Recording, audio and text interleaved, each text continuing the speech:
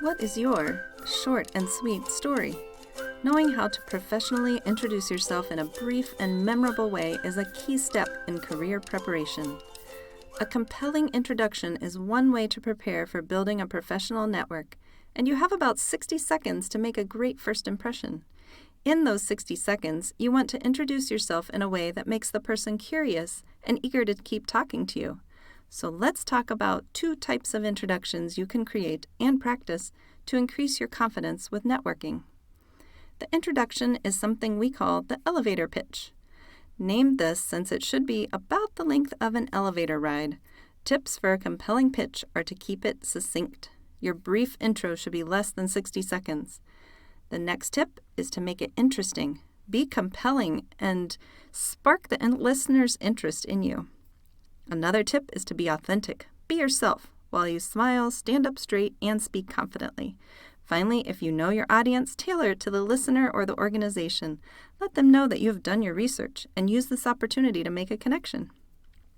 An easy way to think about how to craft an elevator pitch is to break it into 4 parts. First, who are you? Next, what makes you stand out? Third, what are your goals? And finally, wrap it up with a strong ending. A question is often a strong ending because it naturally keeps the conversation going. Here's a sample elevator pitch. Hello, my name is Bobby Bethel, and I am completing a business marketing degree with a minor in media production at Bethel University. I'm interested in a career in social media marketing in the retail industry. I've been involved in leading the Instagram account for Bethel Student Government on campus, where I developed skills in web analytics and marketing strategy. I enjoy working on fan engagement initiatives as a brand marketing intern with the Minnesota Twins. Would you tell me more about how your organization uses web analytics to create engagement and marketing resources? Did you hear how the question at the end tied into the elevator pitch and invited the other person to take a turn in the conversation? Now that we've talked about elevator pitch, the second introduction you need is a response to, "Tell me about yourself." This is likely the first question you will be asked at an interview. Think of it as an expanded version of the elevator pitch. You can use an easy 3-part framework to craft your answer: past, present, future. When telling about the past, tell the interviewer about past interests and experiences that led you to this point. When talking about the present, talk about your current year in school, major, accomplishments, campus activities, and so on.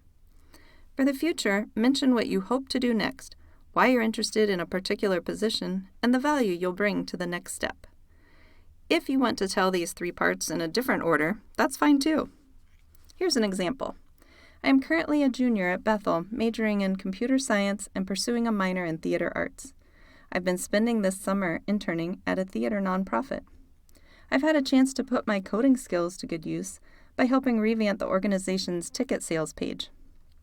Since it launched 2 weeks ago, the time it takes patrons to get through the purchasing process has decreased by 43%.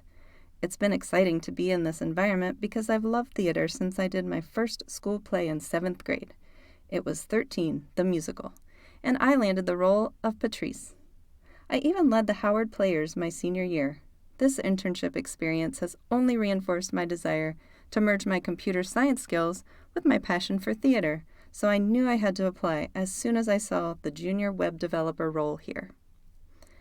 Now that is a short and sweet, interesting story that hits on the past, present, and future. Final tips here. Be sure to be authentic, smile, and be positive.